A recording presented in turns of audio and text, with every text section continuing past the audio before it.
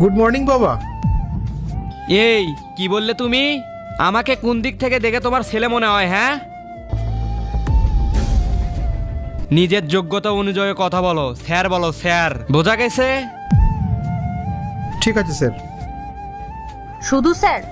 ওর পাশে যে আমি দাঁড়িয়ে আছি সেটা কি তোমার চোখে পড়ছে না? অন্ধ নাকি তুমি? আমাকেও গুড মর্নিং উইশ করো। Good morning ma'am. এবার ঠিক আছে। আর শুনে নাও, নেক্সট টাইম থেকে না আমাদের সাথে ভালোভাবে বিহেভ করবে, না হলে কিন্তু তোমার কপালে দুঃখ আছে। ঠিক আছে ম্যাম।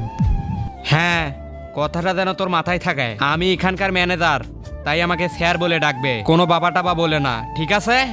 আসলে স্যার আমি এখানে অনেক বছর ধরে কাজ করছি তো, তাই সবাইকে সন্তানের চোখেই দেখি।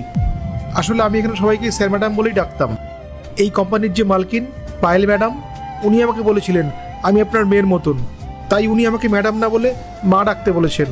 আর তাছাড়া তোমরা তোমার ছেলে মেয়েরই মতন, তাই আমি সবাইকে মা বাবা বলে ডাকি। এ শোনো, তোমাকে না বেশি ভাষণ সারতে হবে না। হ্যাঁ, গার্ডের কাজ করছো, চুপচাপ গার্ডের কাজ করো, কারো গার্জিয়ান হওয়ার চেষ্টা করো না, ঠিক আছে? আর রইলো পায়েল ম্যাডামের কথা, উনি তো যাকে পায় তাকেই তো আপন বানিয়ে নেয়। আমি যেইটা বলছি সেইটা কান দিয়ে শুনে রাখো। নেক্সট টাইম আমাদের সাথে এরকম করে ব্যবহার করলে না, তোমার চাকরি নিয়ে টানাটানি পড়ে যাবে। না স্যার, দয়া করে এরকম করবেন না। এই গার্ডের কাজ করে খুব কষ্ট করে আমার সংসার চালাই। এই কাজ চলে গেলে আমি অনেক সমস্যায় পড়ে যাব। আমি কথা দিচ্ছি স্যার, এরপর থেকে আমি আপনাদের স্যার ম্যাডাম বলেই ডাকবো। হ্যাঁ, এইবার তো ঠিক হয়েছ। এরপর কি হলো সেইটা দেখার আগে তুমি যদি মাকে মন থেকে ভালোবাসো, ভিডিওতে লাইক করে চ্যানেলটি সাবস্ক্রাইব করে দাও। আর যদি না ভালোবেসে থাকো তাহলে লাইক সাবস্ক্রাইব করার দরকার নেই, আর কমেন্টে লিখে যাও মা। নিজের যোগ্যতাটা না এইরকম করে যেন মাথায় থাকে।